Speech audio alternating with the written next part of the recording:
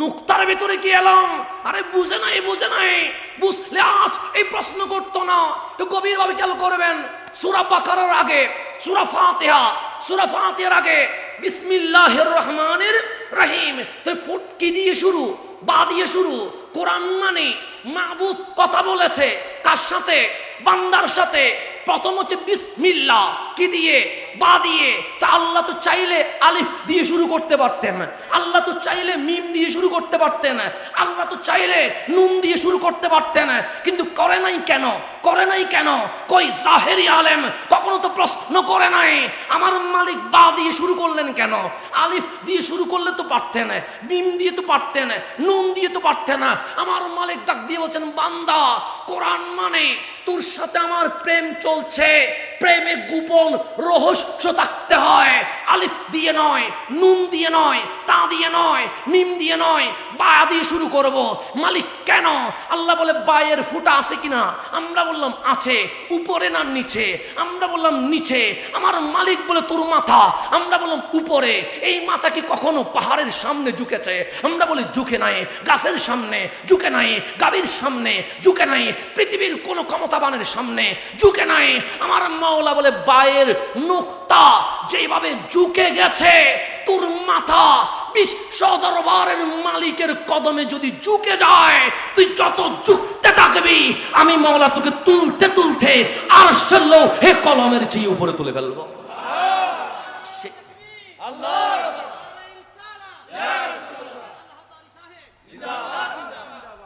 সেই জন্য আমার আল্লাহ বা দিয়ে শুরু করেছেন, কারণ বায়ের নুক্তা কোন দিকে? নিচে। তাই আমার মাথা রহমানের দরবারে উপরে থাকবে না নিচে থাকবে?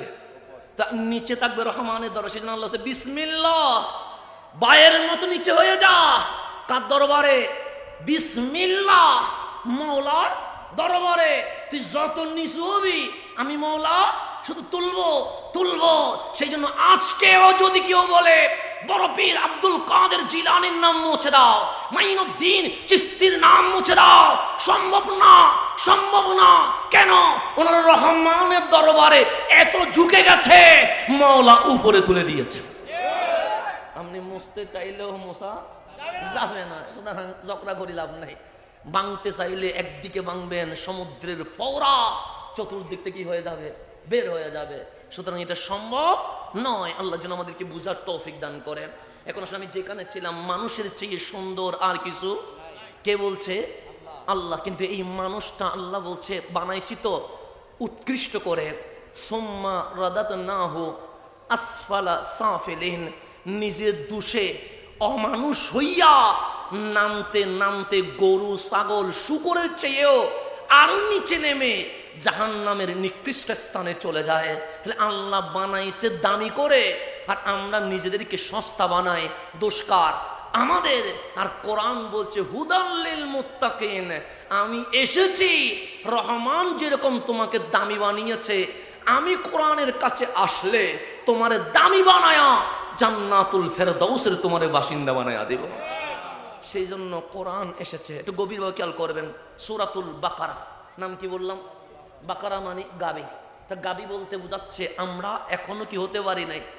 মানুষ হতে পারে নাই, অমানুষ রয়ে গেছি। তো কোরআন বলে হুদান লিল মুত্তাকিন, নিরাশ হোস না, আমি তোরে মানুষ বানানোর জন্য আসছি। এক পৃষ্ঠা উল্টাইলাম, দ্বিতীয় পৃষ্ঠায় কোরআন বলে সাবধান। আমরা বলি সাবধান কেন? কোরআন বলছে ইউদিল্লু বিহি কাসীরা ওয়া ইয়াহদি বিহি কাসীরা। কোরআন যে শুধু মানুষ বানাবে তা নয়, ইউদিল্লু বিহি, বিহি মানে বিল কোরআন। অনেকেই কোরআন স্টাডি করে অপব্যাখ্যার শিকার হয়ে কলিলা নয় কাসীরা অনেকেই জাহান্নামের দিকে চলে যাবে। কোরআন আমাকে বলছে সবাই জান্নাতে যাবে না, অনেকেই কোরআন পড়ে জাহান্নামে যাবে। সেই জন্য আমার ইমামে আলী মাকাম ইমাম হুসাইনের গর্দানে যিনি ছুরি তরবারি ধরেছিল, নাম তার সীমার, হাফেজে কোরআন ছিল। কিন্তু জান্নাতে না জাহান্নামে? জাহান্নামে। গভীরভাবে খেয়াল করবেন, আমার হুসাইনের গলায় যে ছুরি ধরেছে হাফেজে কোরআন ছিল, কিন্তু আজকে নয় কিয়ামত পর্যন্ত লানত পেয়ে যাবে। কেন? কোরআন চিনেছে কিন্তু নবী চিনে নাই। কি চিনেছে?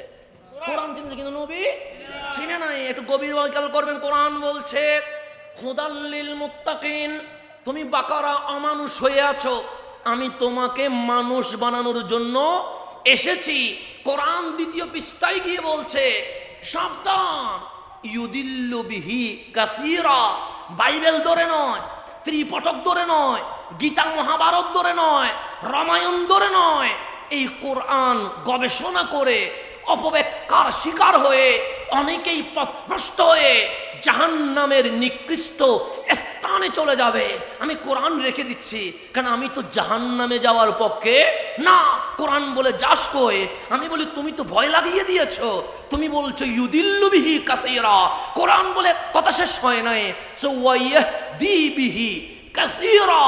এই কোরআন পড়ে অনেকেই হেদায়েত পেয়ে জান্নাতেও চলে যাবে। তাহলে কোরআন পড়ে একদল জাহান্নামে যাবে, একদল কোথায় যাবে? জান্নাতে। আপনারা কি জাহান্নামে যাবেন না জান্নাতে যেতে চান? তো জাহান্নামে কে যাবে আমার দেখার কোনো দরকার?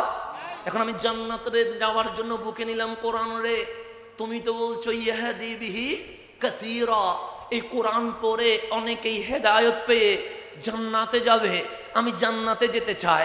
কোরআন বলে তাহলে গুগল নয়, ফেসবুক নয়, ইউটিউব নয়, শাইক নয়, কোরআন কি বলবো?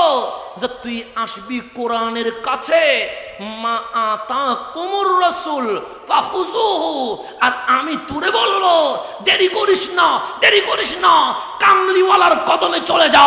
তোর নবী যাই বলে তা মানতে থাক, তোর নবী যা নিষেধ করে তার থেকে দূরে সরে যা, তুই জান্নাতে চলে যেতে পারবি।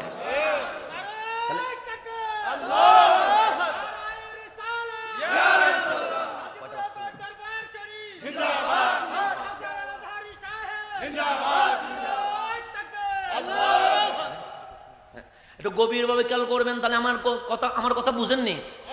কঠিন হয়ে যাচ্ছে কোনো? কোরআনের বাইরে গেছি না কোনো হাদিসে গেছি না? কোরআনে আছে। কারণ কোরআনের বাইরে যাবো না তো, কারণ হাদিস বললে অনেকে মানতেই চায় না। অনেকে বলে হুজুর এটা কেমন হাদিস বললেন, আপনাদের হাদিস মানবো না, এরকম অনেকে বলবে। দরকার নাই, কোরআনে আছে। আমার আকীদা কোরআনে আছে, বাহিরে যাওয়ার কোনো দরকার নাই। আমার আকীদা কোথায় আছে? কোরআনে। একটু গভীরভাবে খেয়াল করবেন। আপনারা টিস্যু দিছেন, আমি আনছি না আপনারা দিছেন? মাহফিল কমিটি দিছেন। হালাল মনে করে না হারাম মনে করে? কি মনে করে? বড় করে বলেন, ভয় পাওয়ার তো কিছু নাই।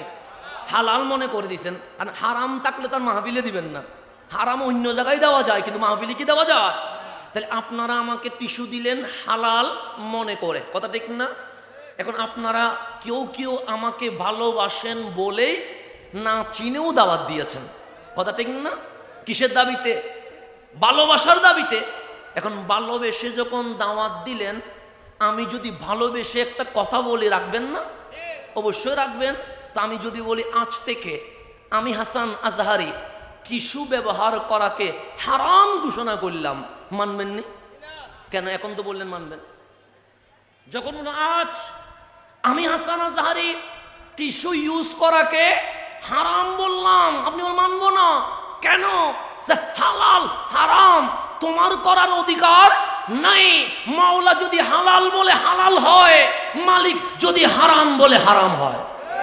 তাহলে আমি যদি হারাম বলি হারাম হয় না, আমি যদি হালাল বলি হালাল। এখন আমার কথায় আসেন, পানি হালাল না হারাম? ফতোয়া আপনারা দেন, হালাল না হারাম? হালাল তো সবাই বলছেন, জেনে বলছেন পানি হালাল, কথা ঠিক? সন্দেহ আছে? আসেন, আমি 30 পারা কোরআন আপনাকে দিলাম, সূরা ফাতিহা থেকে সূরা নাস, আপনি আমাকে বের করে দেখান পানি হালাল কোন জায়গায় লেখা আছে। পারবেন নি? কেন? এখন আমি বললাম টিস্যু হারাম, আপনি মানবো না কেন? কোরআনে হালাল হইলে হালাল হয়, কোরআনে হারাম হলে হারাম হয়। তা আপনারে বললাম পানি কি হালাল, আপনি বললেন হ্যাঁ হালাল। আমি বললাম 30 পারা কোরআন দিলাম, তাফসীর উল্টান, যে কোনো কিতাব উল্টান, শুধু আমার দেখান পানি হালাল আল্লাহ কোরআনে বলছে, দেখাইতে পারবেন? আপনি তো বললেন আল্লাহ হালাল বললে হালাল হয়, আল্লাহ হারাম বললে হারাম হয়। আমরা কাঁচামরিচ হালাল মনে করে খাই, পেঁয়াজ হালাল মনে করি, রসুন হালাল মনে করি, পটল হালাল মনে করি, শিম হালাল মনে করি, মশলা হালাল মনে করি, কিন্তু কোরআনের নামগুলো বের করতে পারবেন না। এখন আপনি বললেন আল্লাহ হালাল বললে হালাল হয়, হারাম বললে হারাম হয়। শিমের কথা কোরআনে নাই, পটলের কথা কোরআনে নাই।